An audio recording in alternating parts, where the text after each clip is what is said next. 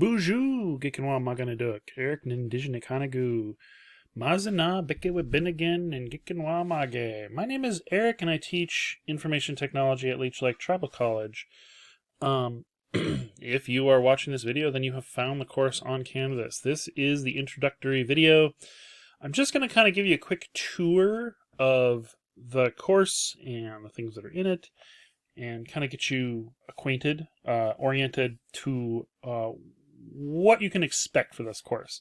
So this is the Canvas class, and I've got it mostly populated. What you're seeing here is mostly what it's going to look like. When you click on it, there might be another button that says how to get to this video that I'll put up after I record it. But other than that, this is more or less what it'll look like and what you can expect to see on a day-to-day basis. The main course page. So whenever I say the course homepage, this is the page that I'm referring to. It's what you get when you go to your dashboard and go to your... I'm on student view, so I can't actually go to my dashboard. But you'll see like the cards which have all of your classes, and this is the class you'll see. I can give you kind of a quick tour of Canvas itself real quick. Let me pop out of student view. You can see your account. One thing that might be useful to do is go into your account and adjust your notifications. What I usually typically do is disable all notifications. Let's get rid of this stuff. I'll disable everything and then just pick the things that I want. For example, for push notifications, I always have, I want to be notified immediately when someone messages me. So when one of you guys sends me a message on Canvas, it'll send me a push notification on my phone. So other than that, I typically have most notifications off. Whenever you comment on things, in discussions, things like that. So I typically you can set it up for different levels of notifications, but for the most part, the ones that are most urgent are the only ones that I will receive. And I urge you not to turn all these on, because then your phone will be dinging 24 hours a day, and that will be really irritating. Other than that, you can flesh out your profile, add a profile picture. You can get personal files. This is a bunch of other stuff. This is how you can log in with your mobile phone. You download the app, and then it'll give you a QR code that you can scan to log in. I'm not going to display mine on YouTube for obvious reasons. So let's jump back into the class here. Generally what I have is a link to this week's module, and I usually try to update that on Monday for this week's module. And then there's a link to the Zoom classroom. So if you are attending the class remotely, this is the button that you would press to open up Zoom and then get to the classroom. It is not password protected, so please do not share this link around. We don't need any trouble with Zoom bombers, although it's easy enough to just get a new link. This is the button that'll do it. So if you do bookmark this link somewhere else and the link has to change for some reason, I will notify you. There's a link to the discussion board guidelines, which will be important because since this is kind of like a high flex class, we have a lot of people that are going to be attending remotely, and in order for them to fully participate, we do most of the class discussions as discussion boards instead of as in-class discussions. We'll do a little bit of in-class discussion. A link to the course textbook is also included here. The course textbook is a free textbook that I have written, and I have it up for you. This is an improvement over the old way of doing things, which was to have you buy a $150 textbook for a computer applications class, which was, I think, a little bit steep. So I spent a couple of semesters working on this. So the basic stuff that we're going to cover in this class and in computer apps too is all in this book, and it's available for free. You do need an internet connection to access it. One important place to check out is the syllabus. I can briefly go over some of the stuff. Of course, this is a high flex class, which means that you have the option of coming in person or attending remotely and synchronously via Zoom. I will be recording all class sessions if I remember to hit the record button.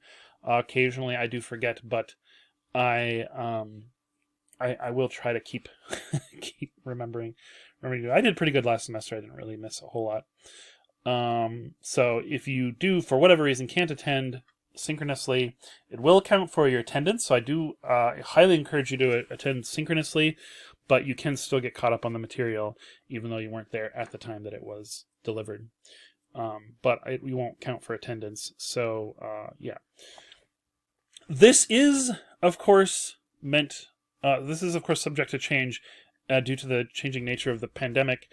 We may go completely online for a period of time. We may go completely online for the rest of the semester at some point. This can happen relatively rapidly depending on things like case numbers and whatnot.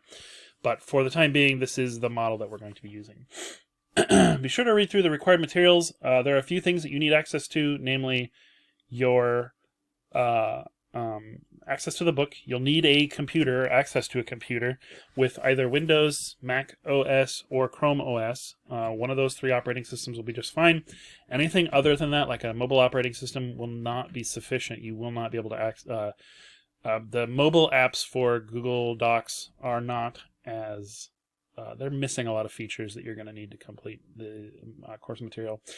To that end, you also need a Google account. You'll need an account on google.com, and whatever your feelings on that, as far as Google as a company, then that's a debate for another time. We're using it because it's A, free, and B, it's reasonably feature-rich compared to, say, Microsoft Office.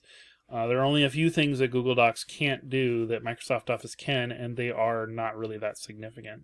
Google Docs is a full-featured productivity suite, and if you are concerned about privacy and Google selling your data, which they are, feel free to create your account using your student email address. You may run into some trouble with that because we do have a managed domain on LLTC, and so if you do have some trouble using your student email address to set that up, then talk to IT and they can probably help you figure it out. But setting up a personal account is reasonably simple too. I'll be using a little bit of both.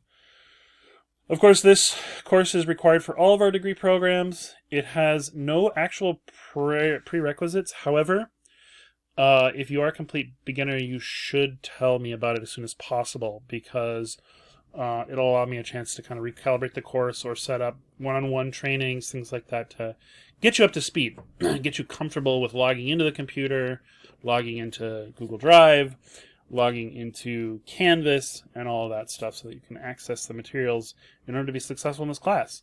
Because you will need to be very comfortable with those processes, like differentiating between different accounts, remembering your passwords, things like that. Those are things you have to be able to do, or else you're not going to be particularly successful in this class. So this course is going to cover basic use of computers with a focus on applications, that is, apps. Things like operating systems, email, web browsers, search engines, word processors, spreadsheets, and presentation software. We are, as per this course's kind of like ethos, also going to cover digital ethics and security. This class covers your liberal education requirement on ethics and civic responsibility, and so we do take that fairly seriously in this class. I'll leave it to you to look over the course learning objectives. This is important stuff. For the most part, the rest of this is largely boilerplate stuff. There is kind of an overview, and this is more or less what the course schedule looks like. I think the midterm is actually in week 8.